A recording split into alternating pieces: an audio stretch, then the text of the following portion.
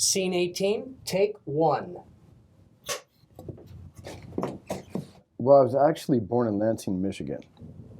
I really don't remember anything about it, but I do remember we went on this boat trip. I think I was 2.5 years old, and I found this red plastic fish that was floating in the water. The fish was bigger than I was. It was literally like that big. I had that fish for 7 years. Well, that started me off on flights of fancy, and I used to draw the fish all the time. So then we moved to Chicago, where every Sunday we would go to the dinosaur museum. I used to do all these little booklets of my drawings of dinosaurs, dinosaur bones, and that really got me into making art. And on top of that, Picasso had his woman sculpture that I thought was a dragon. At 3.5 and 4 years old, I was doing drawings of Picasso sculptures, not knowing what the hell I was doing. In 1970, we moved to Santa Monica, California, and I found a comic book store that my friend and I would ride our bicycles to. And I had my Schwinn, my green Schwinn, and this guy would pay us 25 cents an hour in credit towards comic books to go through his entire thing and like reorganize the whole place. So of course we would buy the old ones. Iron Man number 15 was $6 back then. So you'd work how many days to be able to get it? But we were diligent. We would work and work and work. So we decided to make a comic book company. This was 4th grade. The school liked me so much, they would let us use their mimeograph machine. So we started doing our own comic book company, and it was called the Swords Company. But then there was another comic book company that got created at our grade school. So he was doing his little Mad comic book ripoffs, and we were doing our Marvel comic book ripoffs. But we were out selling them. We were selling for nickel, that's what we did. He hired this guy, who we nicknamed Frankenstein, to meet us in the schoolyard and beat us up over comic books. So it was the comic book wars. We all got brought into the principal's office. It all got discussed. And Sword Comics became the official comic book of the school. I think it was my first thing about understanding the art world. If you have a Frankenstein come after you, you better wear steel-toed boots. Also, the administration loved us. It's what you do and who you know. So I'm living in Santa Monica, a young kid in the 8th grade making Super 8 claymation movies. Instead of writing term papers, my parents decide to move to Springfield, Illinois. All of a sudden, all my skill sets, being charming and doing cartoons of girls, none of that works. I just get my ass kicked. And then it's time for college. I wanted to go to art school. My family told me, if you want us to pay for your school, you can be a doctor or a lawyer. And I basically said, fuck you, I'm going to go join the Marine Corps. I did that for 4 years, ended up doing search and rescue at the end. I had an absolutely amazing time. Still painted the whole time I was in, made great friends. What it taught me was there's no limitations to what you can do. So I got out of the Marine Corps, and then I get accepted to Otis Parsons when it's in MacArthur Park. The old Otis, the real Otis. When it was nice and fun and nasty and twisted and crazy. And it was fantastic. The one thing that every young artist looks forward to is their senior show, when all the galleries come and they basically pick, oh, you'll make it, you're gonna be good, we're gonna get you in. And unfortunately, my senior show was 3 weeks after the LA riots. Nobody showed up. When I first started Otis, I lived right across the street. But then this amazing artist named Gronk came and talked about this wonderland for artists, which was downtown LA. At the time, you could get a loft for 35 cents a square foot. Of course, there were homeless people on the street and there were rats running through the corridors, but he talked about this magical place that was like a petri dish breeding ground, wild safari safe place for these critters called artists. And he was so intriguing that I actually came to downtown and I found a loft at what doesn't even exist anymore. It's the Citizens Warehouse. It was an artist building. At the same time, I met these really interesting human beings. I met Rollo. I met Stevie. I met Jim. I met Sean. And there was a place called the Clubhouse, which was an illegal bar. For a young, broke, geek artist, you could go there, you could get cheap beer, And you had these amazing people. It was a community. It was the preserve. This endangered species, these artists, actually had a safe place to go. You had the clubhouse where they could drink and eat at. You had Al's bar where they could hear music at. But it was still such a precious, weird space to find. When you came down here, it wasn't like being in Hollywood. When we had a friend pass away, Don Jones, we put a couch out in the street and set it on fire, and LAPD drove by and basically gave us a thumbs up. Where does that happen in LA? Where does that happen in LA?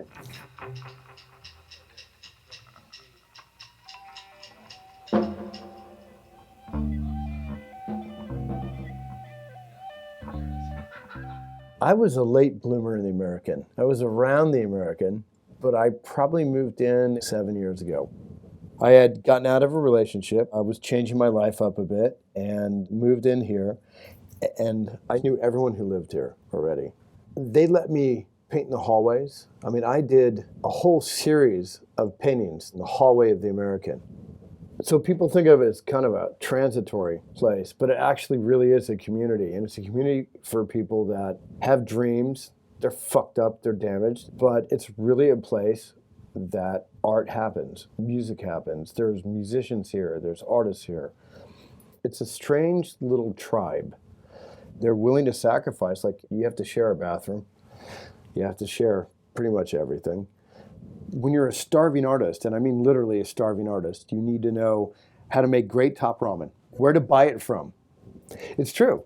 You have to learn how to survive. It's like living on the streets. It was nice being in a place where you run out of top ramen, somebody's going to share top ramen with you. You're having a tough night, someone's going to have a beer for you. It's like growing up in boarding school where people are forced to be around each other. It's an actual community in Los Angeles.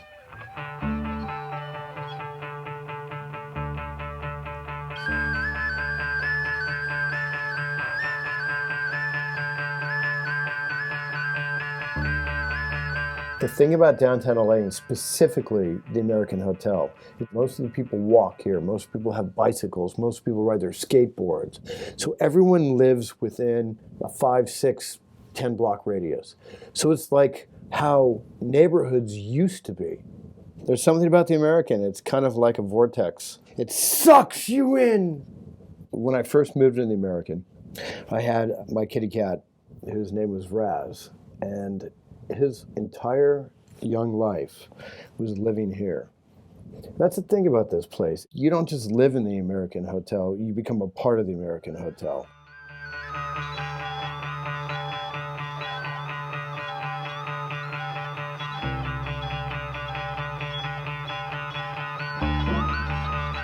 Bedlam was this weird place where completely different types of people could come and actually become friends. Jim Fittipaldi was definitely the man behind the curtain who loved being the man in front of the curtain. You had to wear a suit and a tie. If you were a woman, you had to put a dress on. It upped the ante, but also made it fun. And we were completely illegal. At one time, Don Jones, being the Don Jones that he was, he brings this half a suitcase of moonshine to Bedlam. 7 jars, and they were mason jars. Now, I don't know how many people have actually had moonshine, but we would sip it. It lasted a year. But it's moonshine, and that's the kind of things that were happening at Bedlam. My first show I ever had at Bedlam was 1994. The original Bedlam on Molino Street. The opportunity came up for this amazing building on 6th and Alameda. And he would have music, and he would have live drawing classes.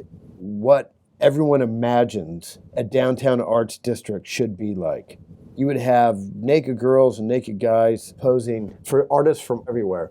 You'd have alcohol and just wonderful creative insanity. The word Bedlam, I think he picked it perfectly, but it was Bedlam in all the great ways of Bedlam, not the bad ways. And it really drew a lot of different types of people.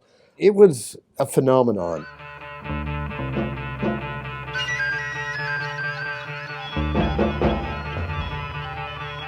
In Los Angeles in particular, you can spend most of your life not really interacting with people because you're in your car. And when you go from your car, you go to your job. When you're at your job, you're at your desk in your office. Now it's starting to change. And the Arts District, I think, was the first place that made that happen. Al's Bar, Fittipaldi's Bedlam, the Clubhouse, created this crazy synergy and this amazing environment that suddenly all these people who were disenfranchised, who didn't feel special, who didn't feel cool, they got a chance to come and be a part of a community. This was the area where the people who never came to downtown would come to downtown. It was a place for young artists to come and actually be able to blossom and grow.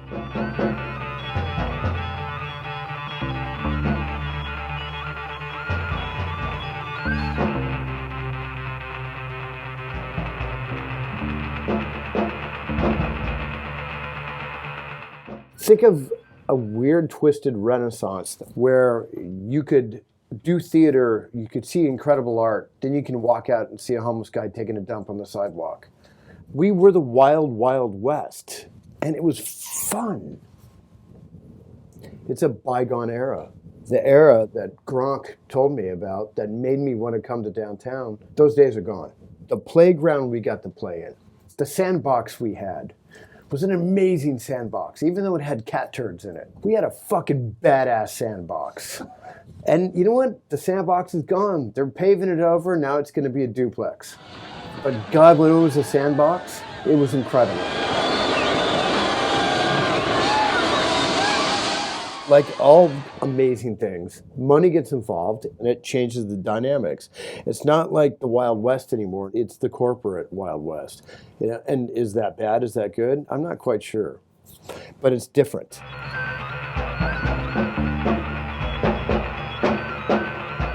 20 years ago, we had the Clubhouse and you'd have dollar PBRs. Now you get better beer, but you're spending $8. It's what happens anytime artists go anywhere.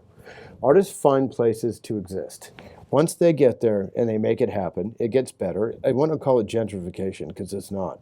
Years and years ago when they were going out to the West, you could take your family for nothing and get very inexpensive land and start your life. Well, eventually that land gets expensive. Times change and things change. It doesn't have the punk rock thing going on anymore, which creates an environment that things can really grow and flourish in. It's a lot more contained and controlled now. So where do we go now? I mean, are we going to abandon downtown LA because of that? Fuck no. I still think we can be here, we can make things happen here. But I think what we need to do, make sure that artists can still exist. When it gets too expensive and we can't exist, it destroys the fabric of what made this the Arts District. It was a place for fuck-ups, crazy motherfuckers, and people who lived on the fringe. I really loved when it was the Wild West. We used to be able to set couches on fire. We need to have both. We have to have both.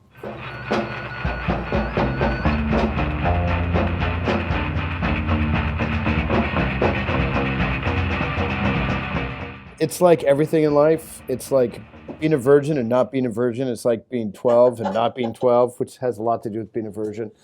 Eventually, things move on.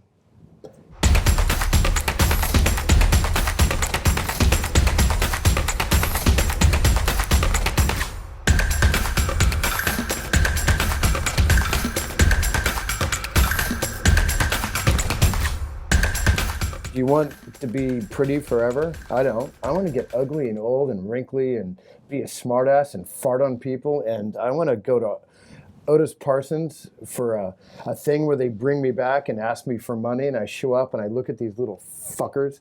And they're like 19 and 20 and I'm 98. And I'm like, you know what? Fuck you. I can't wait for that. Cut.